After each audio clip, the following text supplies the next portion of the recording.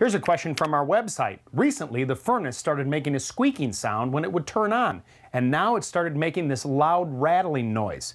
We turned it off, but we're not sure what the problem is. We'd like to get it looked at, but want to make sure that we know what the problem is before we call someone in. Well, there's a good chance that that squeaky noise is coming from the blower motor. It may be able to get serviced or more than likely needs to be replaced by a qualified heating and cooling contractor. Now, it's hard to find. Just because they have a pickup truck and a van doesn't mean they know what they're doing. Look for organizations, contractors in your area that have NATE certification. This is a professional organization that helps train the technicians to a higher level. Contractors that invest in NATE certification are better qualified to work on your home heating and cooling systems. Elaine sent a question to our website. When I tried to paint my popcorn ceiling, it began to peel off. What could be the problem and how do I fix it? Well, Elaine, the popcorn ceilings are great for hiding imperfections, but as you found out, a real pain in the you-know-what to paint.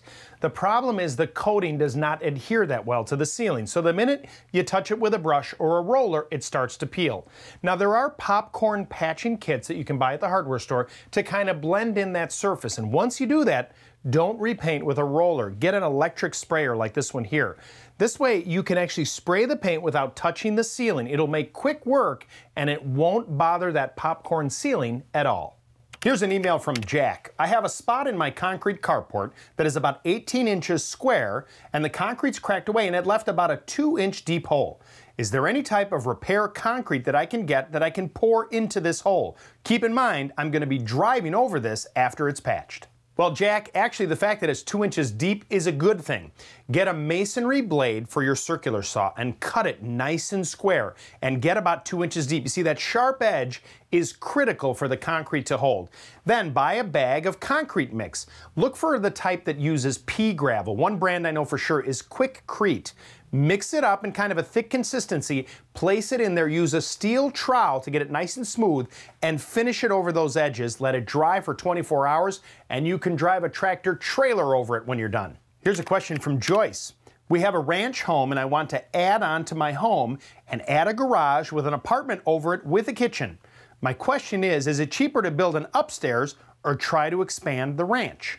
Well, as a rule of thumb, adding a second floor is always cheaper than expanding because you don't have any of the excavation or foundation work. But you did mention that you want to add a garage. So if you're going to do all that excavation and foundation work already, to go ahead and make it a little bit longer to add the apartment, it isn't going to cost you that much more. You really have to decide aesthetically what you want.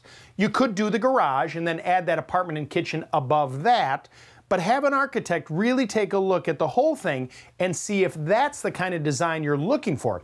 I think in the end, you actually might be trading dollars between adding the second floor and or expanding the apartment next to the garage. For more information, check out our website at HouseSmartsTV.com.